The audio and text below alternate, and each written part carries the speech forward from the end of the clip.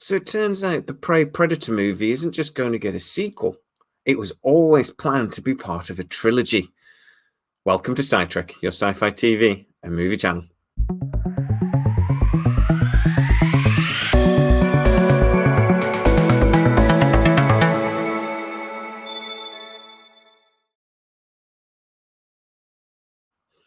So if you are a regular Sidetrack, you'll know that I do speak to a couple of people that work within the industry. Not hype executives. They're all people that have quite normal, boring jobs within the film and TV industry, but they get to tell me lots of juicy bits of information. And I've been told something very interesting about the Prey movie. So it was obvious from the end of the movie that there was going to be some sort of sequel at very least. We see the Adolini flintlock pistol, the pistol that we then see in Predator 2, still with Naru. So it makes sense that there's going to be another film because we've got to find out how that pistol gets back into the hands of the Predators, right? Also, the ending sequence, the cartoon sequence, actually shows Predator ships arriving. So it's not really a massive shock that generally the gist within the industry is that a sequel is definitely on the way. But speaking to people that I know, they've actually been telling me that Dan Trachtenberg actually always has had a trilogy in mind. This is always going to be part of 3 films, and that Naru would star throughout those films. Now, generally speaking, Prey did very, very well. It's got a really good critical response. Most of the fans really loved it. A lot of people shouted woke at it. How can a 90-pound girl defeat a predator and all that, which was a bit disappointing. Also, other people did point out that the predator in this film seemed like a bit of a moron, killing snakes and things, and doesn't seem like the brightest predator in the world. But it was obviously a new hunter. It was probably like a juvenile predator, and that's how I always thought of it. But it was still a significantly powerful animal, and Naru took him down in a very intelligent, clever way. For me, it's a very grounded movie. I really liked how they used the Predator's own sort of like weakness against it, that it ignored Naru at times because she wasn't considered a threat, and that arrogance came round and bit the Predator firmly in the ass in the end. So, a sequel, obviously on the cards, but a trilogy. And I've been told what roughly that trilogy might look like. Don't forget that if you enjoy the content, you can hit the join button and become a fully fledged side tracker. That really helps out the channel. You can go to side-track.com. There's loads of like merchandisey things on there and a load of new designs coming very soon. Also, if you are new to the channel, don't forget to like, subscribe, and hit the bell notification so you miss none of our new videos, as well as the Sidetrack Sides channel. So I've been told that Dan Trachtenberg from the outset was looking to turn Naru into a warrior that the Predators would revere for 250 years while they hold on to the memento, the flintlock pistol, that they then finally did to give to Danny Glover's character in Predator 2. It was obviously a prize to the Predators that they were handing over, something that was very important to them. The whole point of this trilogy will be to explain that. So we see from the beginning of this film that Naru is a skilled tracker. At the start of the film, she's not the greatest huntress in the world. She, misses a deer or two. But by the end of the movie, really hones her skills. And even though she says, I might not be the greatest hunter, I do know how to survive. And she shows that more and more throughout the movie. By the end of the movie, she really has blossomed into the warrior that we want to see in the next part of the movie. But she will need to go further than that. And from what I'm told, the second movie will all be about testing Naru further. That the Predators are going to come impressed by what they've seen to now, but to see whether she could be the warrior they want.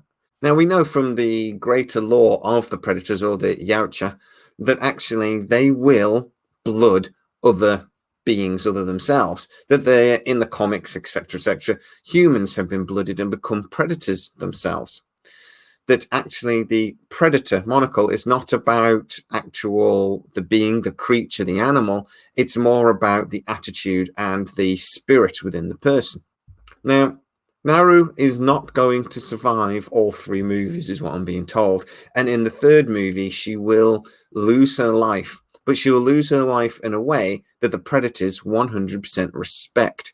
She won't just become another blooded predator that they fight alongside. She will actually become something that the Yautja revere.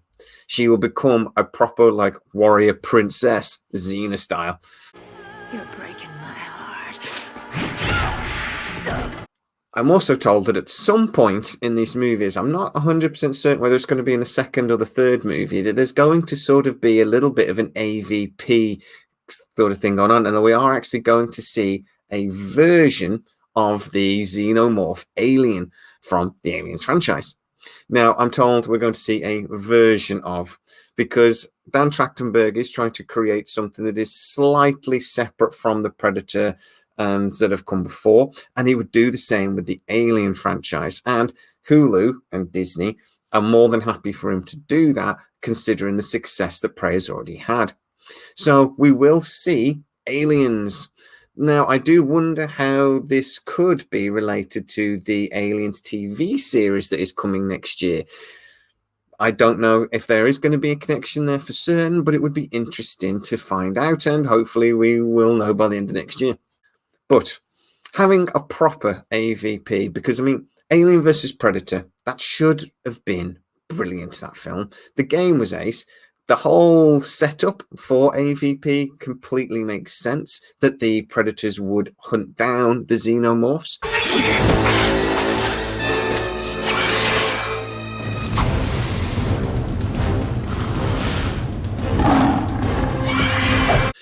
I love that these things can come together. Disney own both franchises, so it's something that completely happened. It's just whether Dan Trachtenberg can pull the magic out a second time and do this in a way that is still grounded and still realistic. Because for me, that was really the joy of Prey, is that he kept it sort of grounded and that it was believable. Once you get your head past that she's a girl, which people seem to really focus on, the film was realistic in the way she fought back.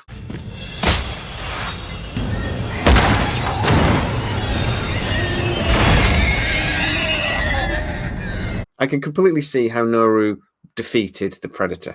She defeated the Predator because the Predator didn't take her seriously as a threat. And as I said earlier, she used that to her advantage. An alien xenomorph won't do that. An alien xenomorph will just see her as lunch. So how are they going to have that battle where Naru survives that conflict? I'm not sure. Now, my source has heard bits and bobs about this, but he doesn't know the full outline for the full three films. Obviously, they haven't been written yet.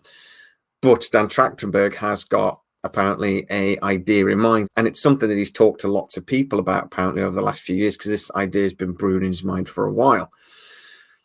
But it would make sense to me that some sort of AVP storyline was going to be in the next movie, where the Predators come back to Earth, find Naru, are impressed by her, but want to test her to see whether she really is the warrior they hope she is. They will test her in lots of different ways, but I imagine the ultimate test would be her against a xenomorph.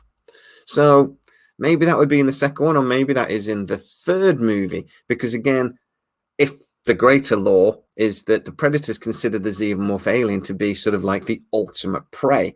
So maybe that is what we'll work up to by the third movie, and that it's actually there that Naru does then eventually lose her life, but loses her life in such a way that earns her such respect that the Predators hold on to that pistol for 250 years before another human being comes along that can stand up to them and earns their respect in a similar way.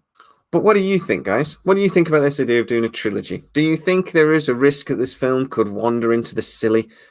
He kept such a good job of keeping it just this side of silly. I am worried about that. The first movie really did earn a lot of respect, and I'm worried that it could lose some of that if the film became a comic book movie by the third one. Dan Trachtenberg is going to have to be very careful in the way he tones this. But what do you think? Get in the comments. If you are new to the channel, please like, subscribe, hit that bell notification. It really helps us out. And if you enjoy the content, don't forget to hit the join button because that really supports the channel. As always, guys, please stay safe and I'll see you next time.